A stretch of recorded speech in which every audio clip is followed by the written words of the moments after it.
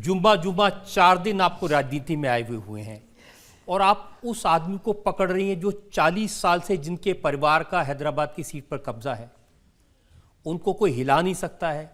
3 lakh vote से जीते थे वो पिछली बार। हाँ साहब, अगर हमारे पास भी ऐसे बोगस वोट्स होते हैं तो हम तो 4000 साल जीतते ही चले जाएंगे ना साहब। क्या करें, हमारे पास तो बोगस वोट्स है ही नहीं है। जिसके पास 6,20,000 बोगस वोट्स है, एक एपिक नंबर आप टाइप करोगे तो उस एपिक नंबर के दौरान इलेक्शन साइट पे आप 2 जगह वोटर आईडीज पाओगे साहब। चंद्रायण गुट्टा, याकुतपुरा, चारमीनार। ऐसा 1,60,000 वोट्स है उनके पास। तो आप कह रहे हैं कि वो बेईमानी से जीतते हैं? हाँ जी, बिल्कुल कहूंगी मैं ये बात, कतई नहीं डरूंगी।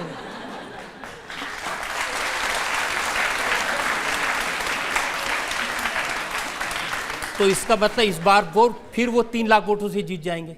साहब नहीं, 1,50,000 से हार जाएंगे। वो हार जाएंगे साहब, देखते रहिए आप, हरा कर रहेंगे हम। माधवी जी, ओवैसी साहब के बारे में लोग कहते हैं कि वो बैरिस्टर हैं, वो चाहते तो बड़ी ऐशो आराम की जिंदगी जी सकते थे, लेकिन वो गरीब के लिए, मजलूम के लिए काम कर रहे हैं। और उनके भाषण सुनता हूँ, वो कहते हैं कि गरीब की आंख का आंसू, हैदराबाद के लोगों का, वो मेरी आंख का आंसू है। साहब मुझे पता था रजत साहब आपको बहुत अच्छा, बड़ी नरम दिल है उनके तरफ से। तो इसीलिए मैंने प्रिपेयर करके प्रूफ्स के साथ आपके सामने आ गई। साहब ये लोग इलेक्शन कमीशन के सामने ये दिखाते Jaguar Land Rover temporary registration number TF09CFTR1174 to the chief election officer, इसमें लिखा हुआ है, जिसमें असदुद्दीन जी का नाम लिखा हुआ है इन द ब्रैकेट। कहानी सिर्फ शुरू हो रही है, मजा अब आएगा, मजा अब आएगा। ये अंडर रजिस्ट्रेशन आप देखिए, Kings radio EXIM private limited के नाम पर यही गाड़ी रजिस्टर्ड है।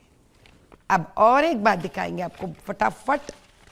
ये है वो किंग्स जिन पे आईटी राइड्स हुए घर पे, Hyderabad based real estate firm के लोग हैं ये लोग, जिन पे ईडी राइड हुआ है। और स्वयं इनकम टैक्स कहती है, the income tax department suspects that a large amount of unaccounted money is being provided to a political party through businessman. यही इनके ऊपर शेल ट्रांजैक्शंस अंडर विजिल हुआ है।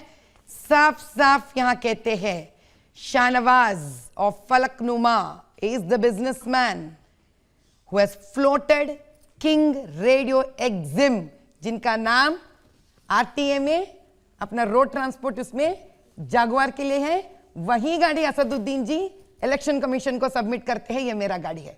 आपने लिंक समझ लिया है। अब यही किंग्स कॉलोनी लेआउट के शास्त्रीपुरम में पूरा किंग्स लेआउट किए थे यही लोग जो गलत काम कर कर पैसे कमाते हैं।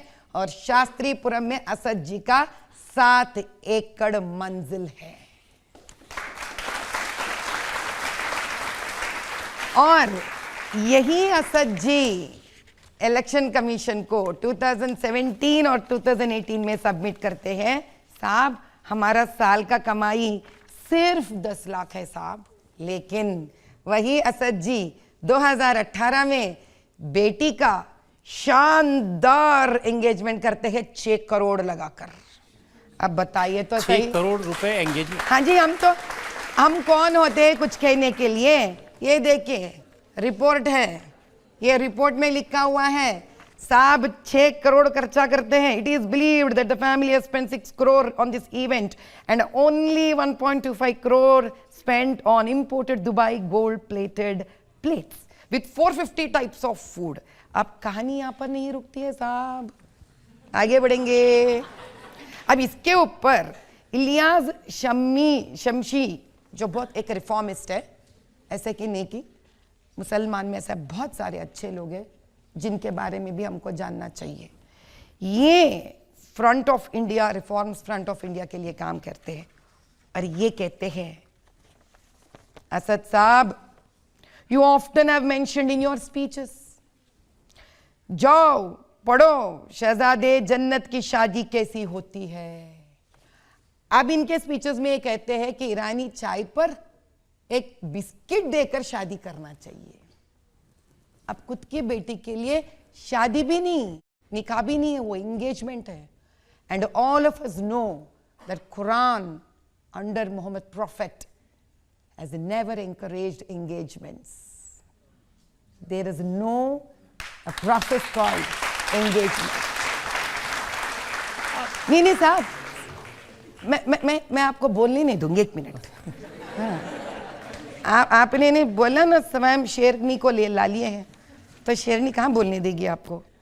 Therefore it is being felt as if now not possible to draw this community out of poverty, because this is a fitna, and fitna is that one rich person spends lavishly and everyone else starts to imitate him casually. Those who do not have money, जिनके पास पैसे नहीं है, choose sources like begging, theft, corruption, or even selling out their assets.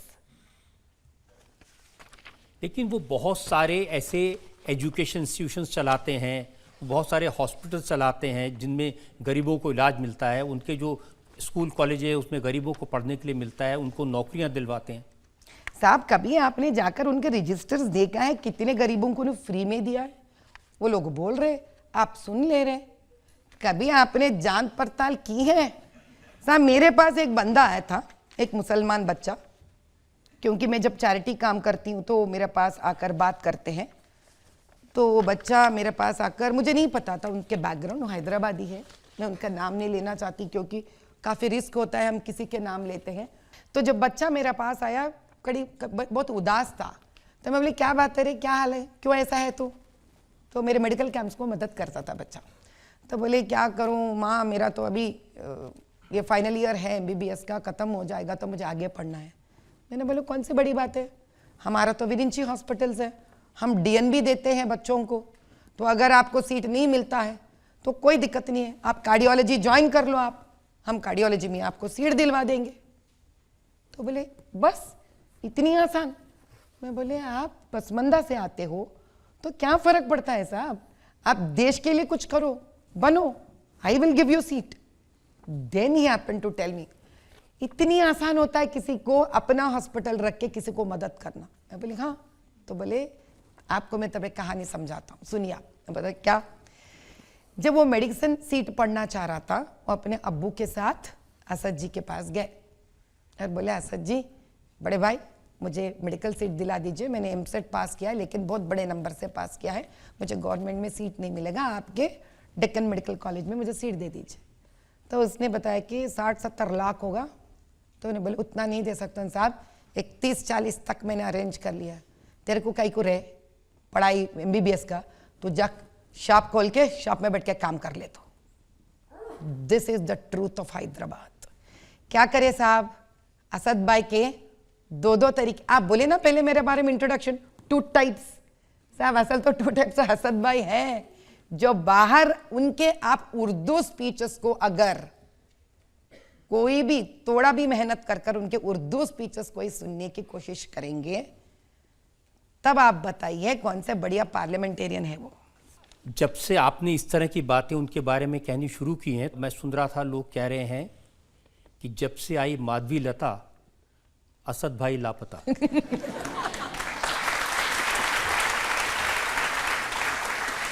रजत साहब, ये तो मेरा campaigning के लिए बहुत बढ़िया स्लोगन बन जाएगी, है नहीं बात सही? आप thank you for giving me a wonderful slogan, we'll use it for our campaigning.